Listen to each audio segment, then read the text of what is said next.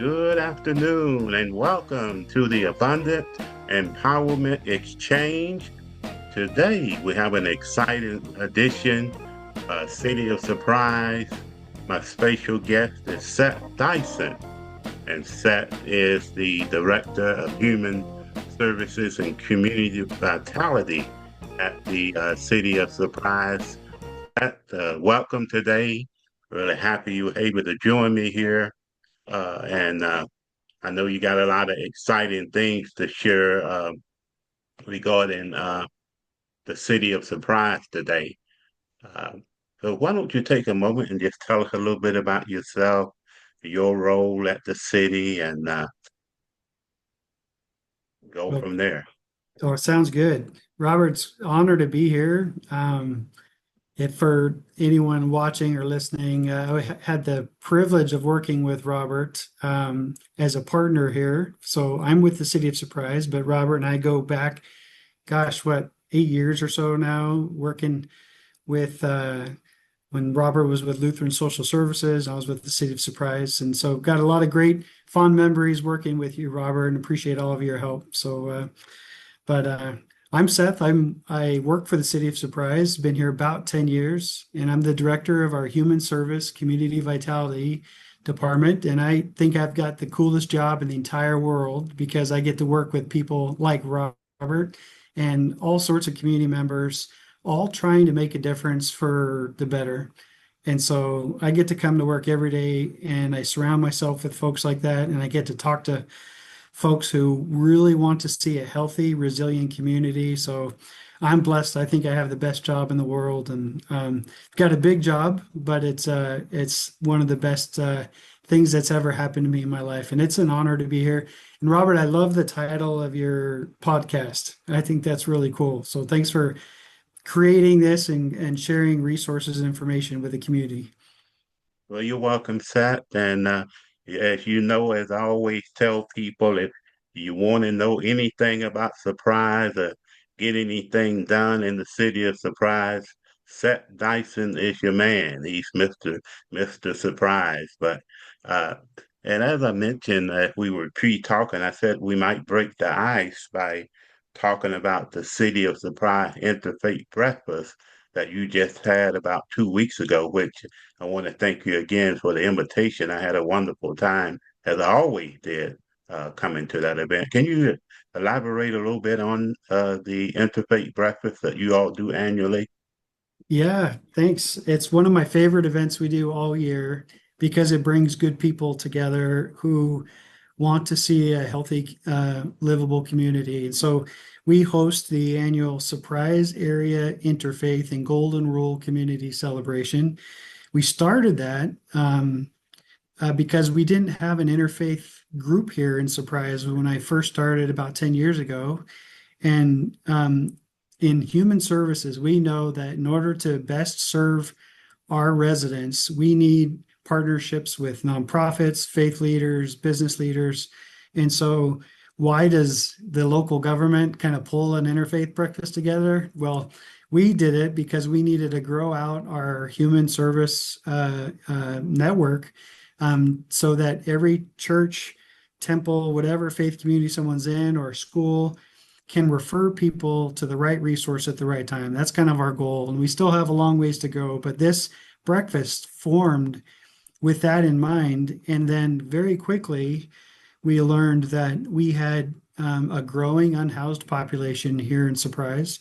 It's not massive or anything, so we're very fortunate in all things considered. However, as a community, seeing some of our most vulnerable out there on the street and then trying to get ahead of kind of a growing issue regionally, we started looking at options like how can the city respond to this. And we stumbled upon the Interfaith Homeless Emergency Lodging Program, got some great referrals, and I met someone named Robert Sanders who was actually leading the program. And Bishop, oh gosh, what's Bishop's name?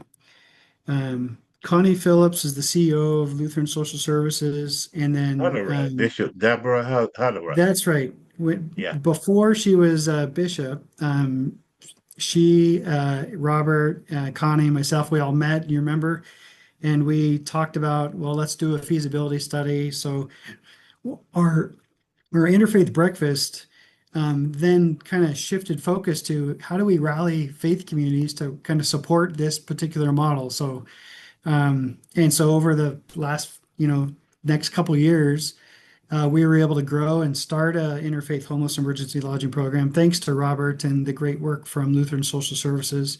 But it took a community of churches to do that, and we found them through the interfaith breakfast. So now it's grown. We had about 200 people there, a week, two ago. So thank you, Robert, for attending. And it's one of my most favorite events because it brings faith leaders, community leaders, business leaders, school leaders all together to celebrate the Golden Rule. And we're honored to be a Golden Rule community because the Arizona Interfaith Movement is the organization that designated Suprise as a Golden Rule community. We did that because we wanted to promote interfaith tolerance. And so if you're a person of faith or no faith, it doesn't matter. You're welcome in Surprise, and we all have the same common bond, and all faiths on the face of the earth share the golden rule as a common thread. And so focusing on what unites us instead of what divides us is so important, especially in our world today. And that event is just continues to grow every year, continues to be impactful in a place where I get my cup filled back up because of the good people and the good work that's happening in the community. So I hope it continues to grow. I hope we continue to do it as a city. And I hope others are interested in learning more about it so we can get them connected. And so thanks for coming and thanks for asking about that. It's a very special, holds a very special place in my heart. Not only because of the impact that we've seen from it, but because of the purpose behind it. Yeah, yeah, it is amazing how that event has grown. We did have the privilege of being there, I think the first year that you started it, and over the years, it always has the support of your mayor, the city council members. I know this year there was a representative from the governor's office. So just an amazing event. And I love the fact that you all have a heart to welcome nonprofits into the city of Surprise, So, and that leads me up to your dynamic resource center. You just have so many amazing partners, and thank you for allowing us to have a space there for a number of years at the resource center. But can you talk about the resource center? Who's there? Who's eligible to come to the resource center? And just share with us on that if you would, please. Yeah, we are so privileged and blessed to have good relationships with nonprofits. Um, and we need them out here because in our area, Surprise is not alone in this place, but we are in I would call a resource desert and kind of a nonprofit desert. So we're such a young city, fast growing. There's a lot of things that, houses come first. But there's a lot of resources that are not local that we need the help from nonprofits, subject matter experts, other governmental agencies to bring to our residents. And there's not a whole lot of empty buildings out here, right? Everything's so new. And so for us as a city, we decided very intentionally to establish a Surprise Resource Center to open our doors to nonprofits. And we're not the first ones, or this is not a unique thing. We're kind of totally borrowing from Avondale and their amazing resource center that they have there. And I'm not bashful to say that, but Peoria's got some great work happening. But what they've done and what they've shown us is that they were able to localize resources for their residents, and that's exactly what we wanted to do. So through partnership with Maricopa County, they're helping us to fund our CAP program, which is the Community Action Program.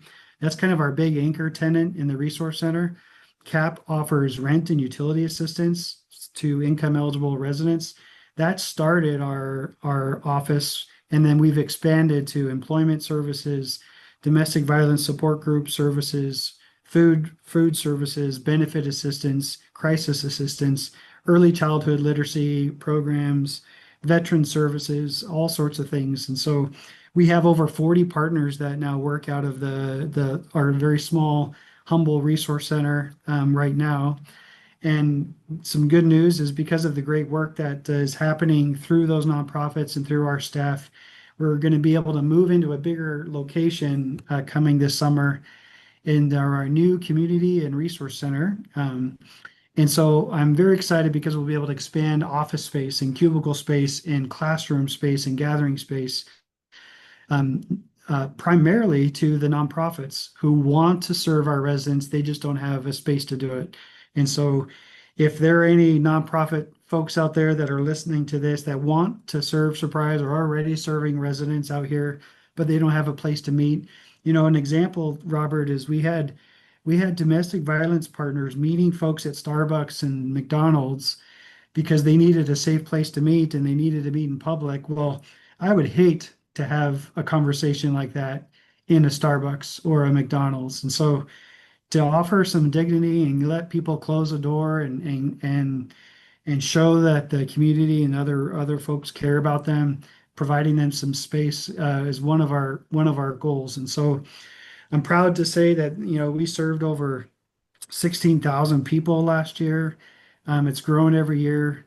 I'm really worried about the number of resources we have to offer because of some of the funding reductions and cuts. And it's just we're seeing a huge demand for housing, utility assistance, and then food security. Food insecurity is on the rise. And so I ask anyone if they're interested in partnering, we'd be happy to talk to them. If there's a resource out there that we don't know, we want to know about it. And if we can invite people into Surprise to serve our residents and beyond, we'd love to do that. And we not only serve Surprise, but through a partnership with the county, through our CAP office, we serve residents of El Mirage, Waddell, Whitman, Sun City West. We have bilingual staff. We're able to serve kind of anyone that may be in need. And so thanks for letting us talk a little bit about it and shine a little light on it. If anyone wants a tour, they're always welcome to come down and check us out. Our center, again, will be moving by next summer. So we'll be doing a big kind of campaign to make sure everyone knows where the resource centers is going to be. But Google's real good at updating addresses real quick. So when we have our new address, we'll get it out to everybody.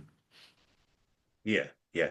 Well, thank you for saying that because one of the purposes of this podcast is to connect individuals that need services with those nonprofits. Many times individuals have difficulty finding help when they need it. And we just don't want to connect individuals that need help. We know that there are also individuals out there that want to help as well. So someone that maybe want to volunteer, what volunteer opportunities do you have in the city of Surprise? Yeah, I think there's a lot of volunteer opportunities and there's a lot of volunteer needs. So just kind of at a high level, and Robert, you know this, that after the pandemic, many nonprofits and churches and all sorts of groups lost volunteers because of the pandemic, right? Because of we wanted to keep everyone healthy and safe. But quite a few volunteers did not return. And so if there are folks looking for volunteers opportunities, we have nonprofits that are desperate for volunteers. We've got local food banks that are desperate for volunteers to help sort food, help with donation drives.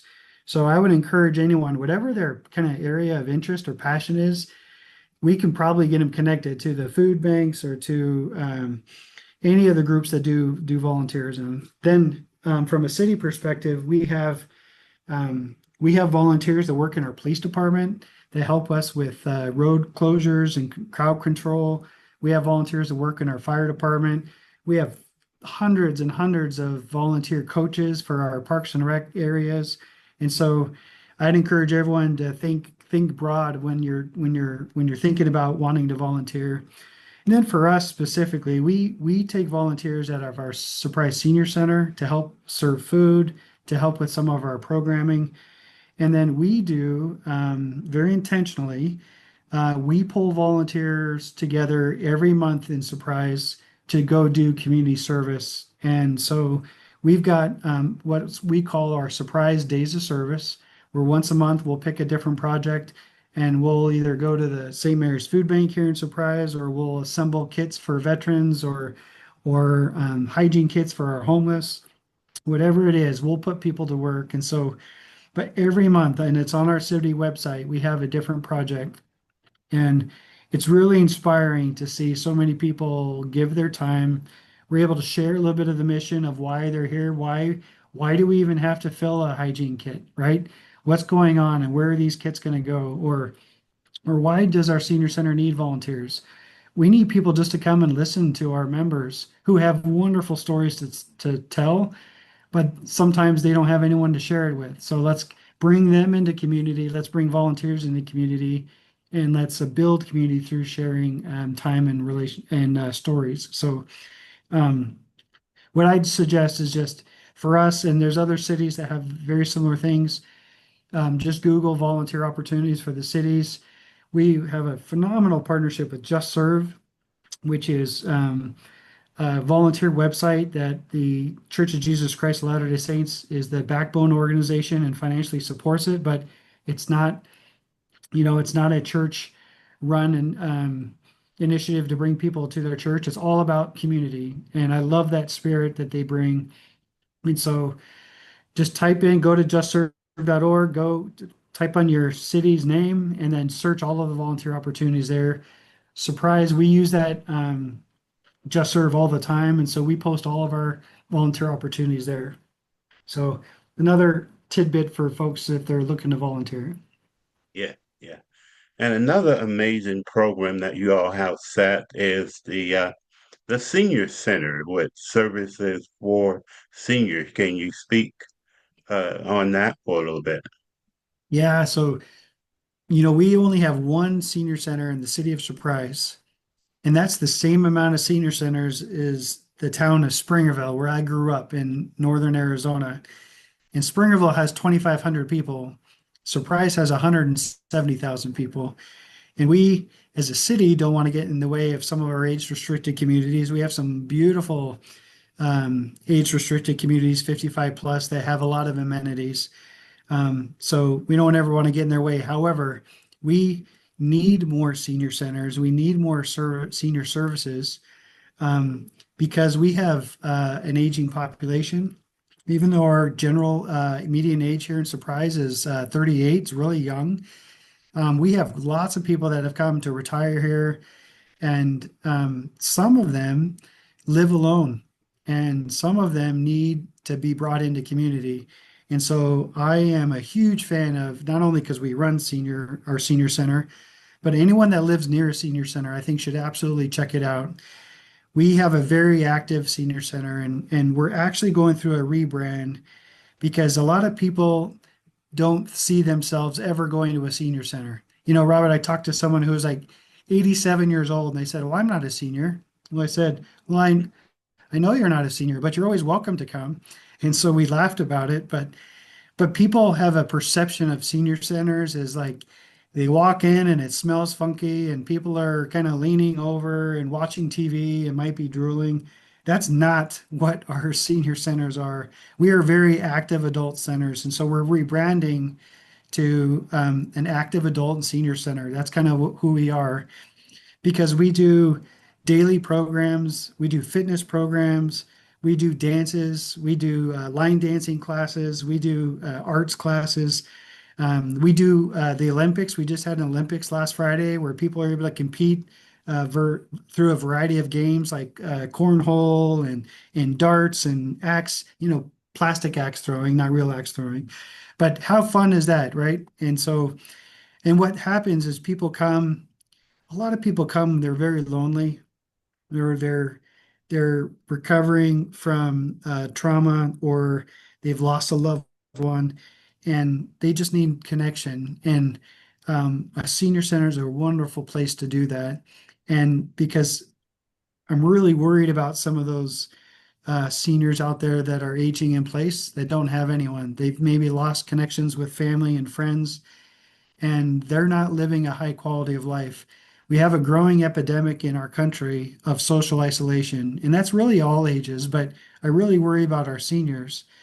What I really worry most about, and we just had a meeting this week earlier with several very exceptional nonprofit leaders who've experienced senior suicide, and because the seniors have lost purpose, or they didn't want to be a burden on anyone. And what I want, if anyone out there needs to hear this, I want them to know that they're not a burden. They're always going to be welcomed into our community, into our senior center, and we need their help. We need their help to build community with our other members that come. We need help with volunteering. So I've some of our best volunteers are 85, 90 years old, and they're still passing out lunches for us. There's always opportunity to be in community. And so for us as a larger community, let's encourage one another to reconnect, and let's get them into centers like our senior center. So our senior center is going to grow because they're moving into the new community and resource center as well. We're very excited about that. And I want people to know that you can come and get a meal for only $2.50 as a recommended donation. It takes 2 days advance notice, so you have to RSVP 2 days in advance so we can order the right amount of food. But if people can't afford the $2.50, we'll get them their meal covered. And so I want to make sure people are healthy and they're socially connected. And our tremendous senior services team and Surprise, they do a phenomenal job. I'm just so lucky to be able to work alongside them. And so, but Surprise is not alone. We have one senior center. El Mirage has a senior center. Avondale. There's so many great centers out there. Whoever's listening to this, if they haven't tried to check it out, I'd encourage them. This is their homework. Go and visit your local senior center, see how you can either volunteer, get involved, or help bring people to their center to bring them back into community. And I think, Seth, you had mentioned that the senior center will be a part of the new resource center. Am I correct in that? When that That's right. That's right. Yeah, we're very exciting. We're building out, thanks to in large part Maricopa County, our friends.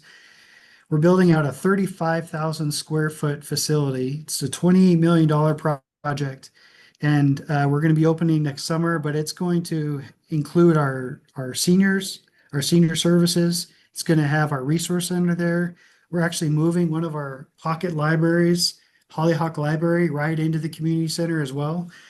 We're adding 3 Head Start classrooms in the community center. So it's going to be such a beautiful place to be, and I hope everyone can come and visit. And Robert, you are invited to the ribbon cutting. We'd love to have you there. Be honored to have you there whenever we figure out a day to do that this summer. But the beauty is that people will be able to come. So our seniors and our kids in Head Start will be able to come during the day, during the school year. When the seniors leave about 2 or 3 o'clock in the afternoon, we're going to open it up to our after school program, which will be able to grow to at least 150 children, we believe, in our lowest income neighborhood in Surprise. And then as the after school program winds down, we're going to open up the building to the community for all of those nonprofits that want to meet and have classes, all those veteran groups that want to get together and have a social. They can rent out our hall. We'll have a hall with a stage with a piano. So if there needs to be piano recitals, if we need to do if groups want to do, a neighborhood group wants to do a potluck, they can have it there.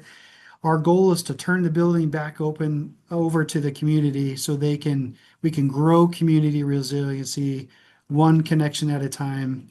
And so we'll have a bigger donation area for not only food but clothing and essentials. It's just going to be phenomenal, and we'll have a bike patrol, a Surprise Police Department bike patrol, right? as part of their community policing. And so they're going to go out and build community in the neighborhood and surrounding neighborhoods on their bikes, just to get to know one another and connect people to resources and bring them into the center as well. And so not only just our building, but we're upgrading our park right next to it. We're going to have the most expensive art piece in City of Surprises history right outside the building into our new Gaines Park. And we're going to have a brand new outdoor lit basketball court for Nice. we had young adults in our neighborhood breaking into the gym just to play basketball. And so we said, let's open the gym so they can play basketball, right? If they're let's create access into Surprise for people that want to do fun and life-giving things. And so I'm very honored to be able to be a small part of that project. Again, we're going to open next summer. So happy to share more resources with you, Robert, and anyone you have you're in touch with, because it should be a one-stop shop for resources and community fun. Well, thank you for sharing that. And I got a two-part question here, my last question, and that is if you could talk about maybe what's coming to Surprise, maybe new businesses or other exciting things that are coming. And also, if someone is thinking about moving to Surprise, if you could share with them as well, why should they move to Surprise? So if you could just Okay. take that on. Those, well, I have lived in Surprise since 2013. I'm a native of Arizona, but Surprise is home. I'm raising my family here, and I don't. This is my perspective, so I don't know if you have the same perspective, Robert. But um, I love Surprise because of the community feel of it, and of course, I surround myself with all the people that want to do good for the community. So I'm kind of biased, but um, Surprise cares. There's a lot of caring people in the community of Surprise. We have our own problems, just like every other community. However, I think there's a determination and a commitment from our faith leaders, from our community leaders, to really try to be a community for all. And I think that's evidenced by allowing the city to host great events like our Martin Luther King event coming up in January. It'll be our 10th anniversary coming up. We're going to have a SciTech festival coming up. We have lots of great things happening here. So a lot of people think Surprise is maybe just older individuals, and I think there was probably good reason for that perception a long time ago. But I want everyone to know there's thousands of young families here, and more people are moving here every day. They're voting with their feet, is how I like to say. And it's because we're relatively affordable. We're one of the safest communities in Arizona. I think most of our West Valley cities are safe, but I'm very proud that we have a good community-minded public safety department and community-minded leaders who want to keep our community a small town feel and then a safe community. So um, let's see. What was your first question? The first question So was, I'm asking you about any new venues, oh yeah, new businesses, anything exciting that come into Surprise. one of the most timely things right now, Robert, is Surprise is so young. We're kind of building out our own downtown, and so most cities don't ever just get to kind of plan and build out a new downtown, right? Their downtown's been there Right. forever. And so downtown's really growing here in Surprise. A lot of new businesses coming in, lots of new restaurants and retail. But this year, and it's open tonight and through the rest of this season, there's a fall festival, kind of a big pumpkin patch right in the middle of downtown Surprise this year. And I encourage anyone to go check it out. Come right down to City Center and visit. They've got lots of things to do there, so that's kind of exciting. But the largest growth in Surprise is probably our Posada area.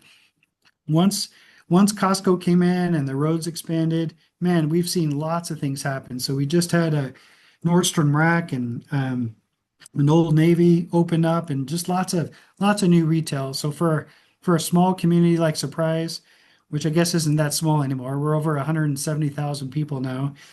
We have a lot of restaurants and retail coming in. Um, but one of the most exciting things is there are more head of household jobs coming as well. So our industrial park is really booming. And so if anyone's been by Waddell and Litchfield Road, there's a bunch of big businesses now. And so we've got corporate headquarters there.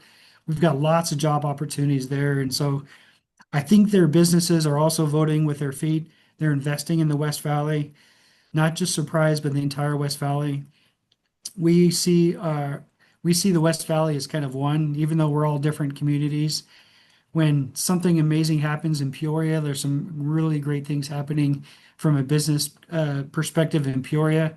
We know that benefits Surprise and our residents. Same thing with Goodyear, Avondale, Litchfield Park, Tulsa, and all of that. So, Robert, I would just say I think it's a very exciting time to be in the West Valley. And I think people need to buckle up because the ride's not over. There's still so much expected growth coming out here. What we need to do is make sure it's intentional growth, it's positive, and that we don't forget, especially from a human services perspective, our neighbors, our most vulnerable neighbors. And so all communities with a focus of that will be good, healthy communities. And I truly believe Surprise lives that.